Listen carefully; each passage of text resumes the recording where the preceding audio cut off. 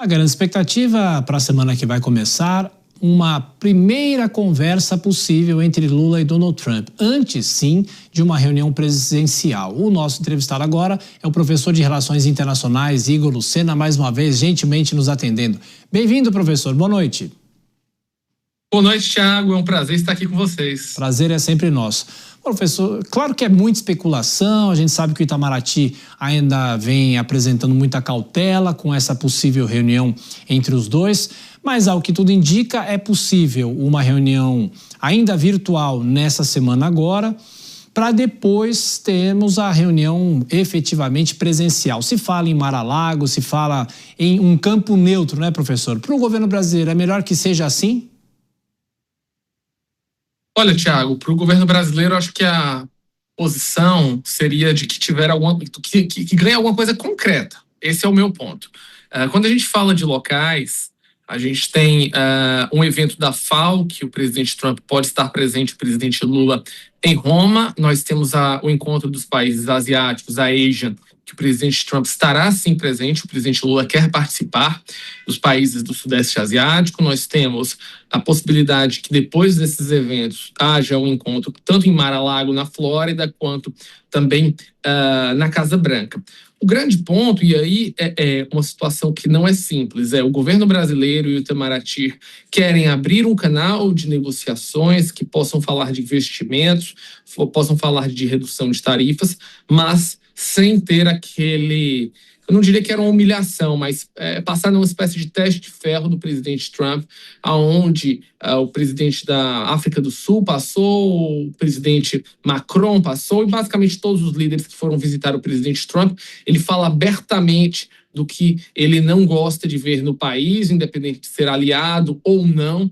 E, obviamente, o Brasil vai passar por isso. A gente viu várias críticas sobre isso.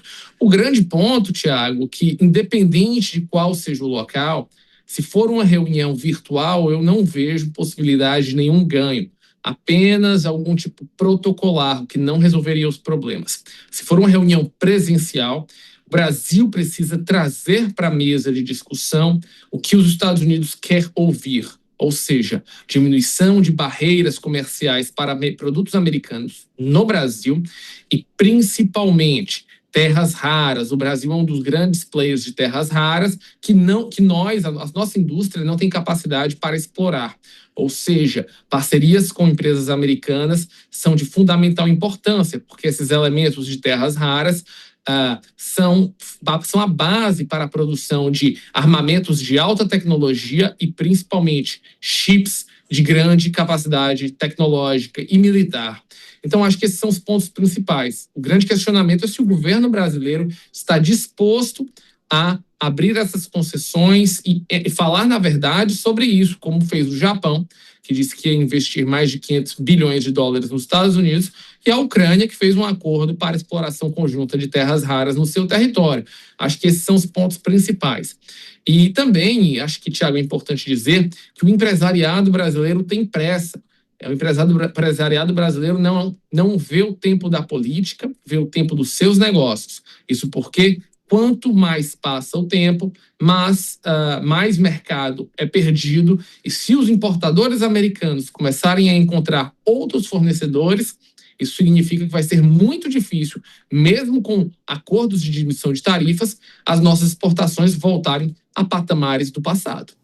Professor Igor Lucena, vou chamar o nosso comentarista, o Diego Tavares, que está aqui conosco nesse sábado. A sua pergunta, Diego. Professor Igor, boa noite, um prazer conversar com o senhor aqui no JJP. Professor, eu não me lembro na história de ter visto alguém dizer que não tinha agenda para atender o presidente dos Estados Unidos da América, principalmente no contexto no qual seu país está sendo alvo de tarifas tão pesadas que está fragilizando setores completos da economia. Mas acompanhamos isso pela primeira vez durante essa semana na Assembleia da ONU. A minha pergunta é: a que se deve, na opinião do senhor, essa relutância do presidente Lula em se encontrar com Donald Trump? Olha, eu acho que existem dois fatores, um externo e um interno. O primeiro fator, que seria o fator interno, é que esse conflito com o presidente Donald Trump, nós estamos acompanhando nas pesquisas, e essa evocação de uma espécie de saldo, eu diria até um ufanismo nacional, uma espécie de ideia de soberania contra os americanos, isso está sendo positivo para o presidente Lula do ponto de vista eleitoral. É só a gente olhar um pouco de melhora nos índices eleitorais que ele está tendo. Então, acho que esse é um primeiro ponto. O presidente Lula está tentando avançar sobre terreno perdido visando a campanha de 2026. O segundo ponto é que eu não acredito que o presidente Lula esteja convicto do que levar para uma reunião com o presidente Trump. Só falar abertamente aquela política brasileira do blá, blá, blá, vamos baixar as tarifas e voltar a ser o que era, isso não resolve. O presidente Trump, ao colocar as tarifas, quer ganhar com isso. Ele ganhou isso com menos tarifas para os seus produtos na União Europeia, ele ganhou com isso com mais investimentos de Taiwan, no Japão, nos Estados Unidos. Então, acho que o presidente Lula também ainda não entendeu ou não digeriu qual cardápio vai levar para o presidente Trump.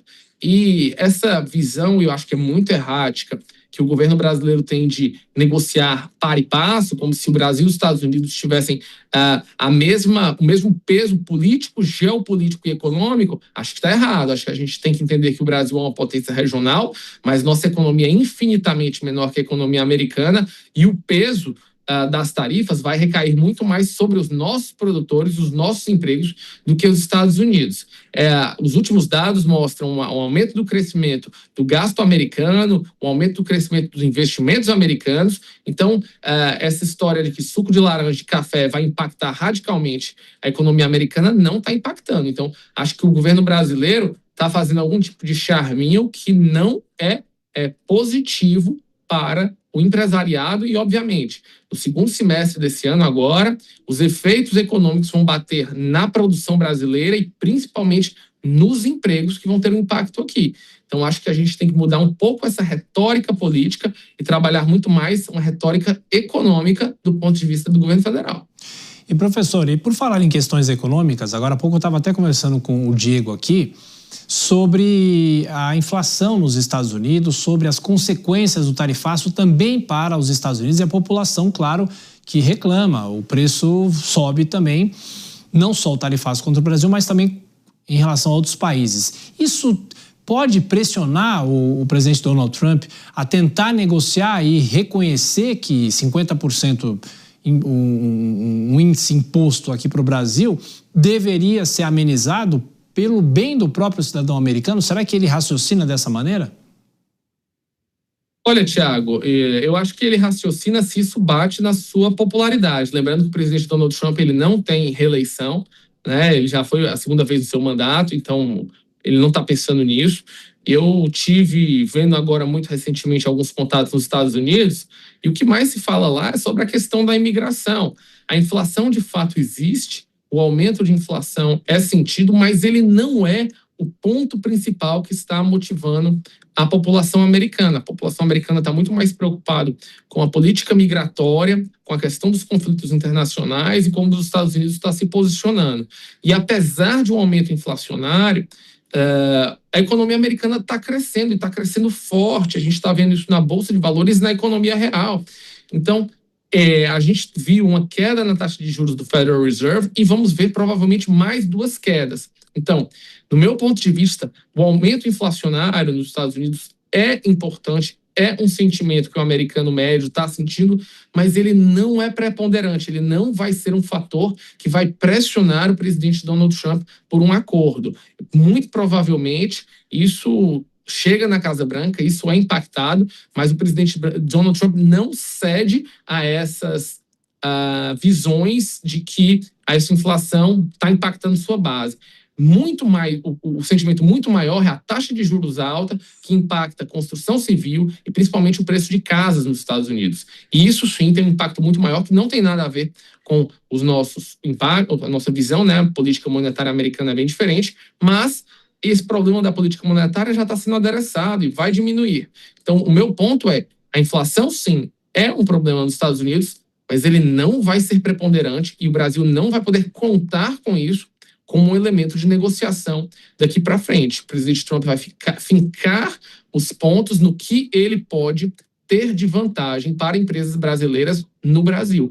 E o que ele pode ter de vantagem vai depender fundamentalmente do que o Brasil vai apresentar nessa primeira ou numa segunda reunião. Se não apresentarmos nada de vantajoso, o presidente Donald Trump não vai ter interesse em diminuir as tarifas com a gente. E ele vai dizer, o Brasil continua sem ser um parceiro dos Estados Unidos. É isso que ele fala. Ele quer ver essa parceria em uma espécie de benevolência econômica dos outros países para com os Estados Unidos.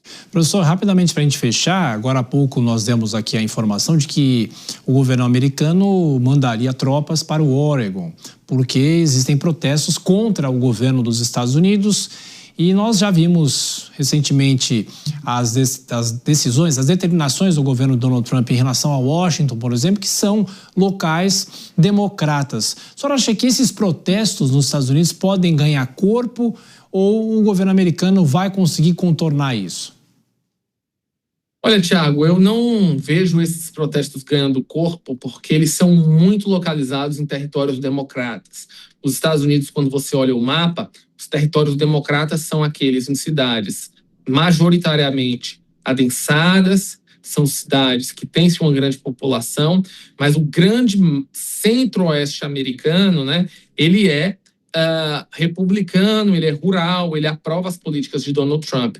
E dois dos principais estados mais ricos, né, a gente tem os grandes estados ricos dos Estados Unidos, que basicamente dominam o PIB, a gente tem dois que são majoritariamente republicanos, que é o Texas e a Flórida, que a gente não vê esse tipo de manifestação, muito pelo contrário.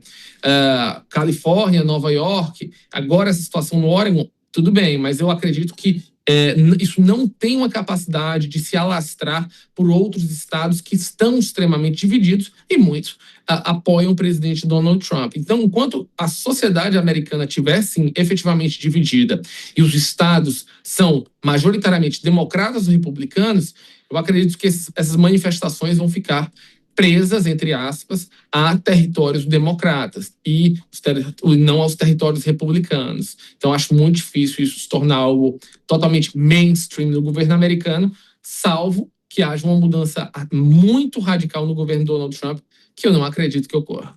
Igor Lucena, economista, professor de Relações Internacionais, obrigado sempre pela gentileza, professor. Volte sempre aqui na Jovem Pan. Um abraço. Muito obrigado, Thiago, Diogo, uma boa noite. Muito obrigado.